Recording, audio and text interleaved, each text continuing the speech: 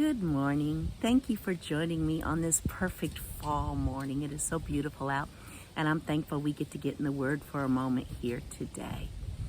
I believe that it's the desire of every believer to want to know the will of God for their life.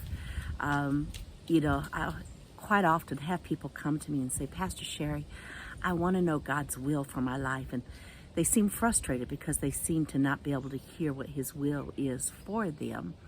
And honestly, the Father desires for us even more than we desire for ourselves, for us to know His will for our life, because He knows that is our place of fulfillment, full satisfaction, is to be in the middle of God's will.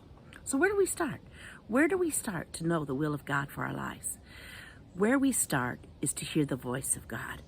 He says in John chapter 10 that we were designed to hear His voice. His sheep know His voice, and His sheep follow His voice. All right? If you're born again, and here's the key, and if you're a disciple of Him, then you are a sheep because you're a follower. You'll follow Him. Now, let's look at some little things here that might interfere with us hearing the will of God for our life. Okay, we need to hear His voice.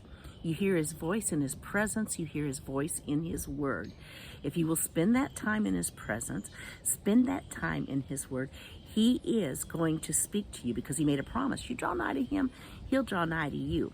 See, in Colossians 1, Paul prayed this way, and this was the will of the Holy Spirit, that our hearts be filled with the knowledge of God's will, with the wisdom and the understanding to go with it. But some blockers could be, one, we don't spend enough time with the Lord. So often we want to microwave God. We just want it instant. But our Father is all about relationship, spending time with Him. And as we spend time with Him in prayer and spend time with Him in the Word, He's going to reveal the secrets to us of His heart that will take us into His will for our life. The other things, we can have preconceived ideas of what we want His will to be, or we may have thoughts of what we don't want it to be. And so we have these filters in place that will filter out the voice of God. Be determined to remove all the filters.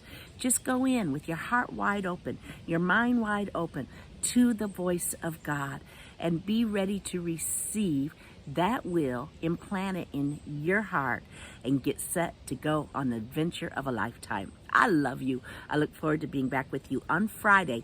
You be blessed.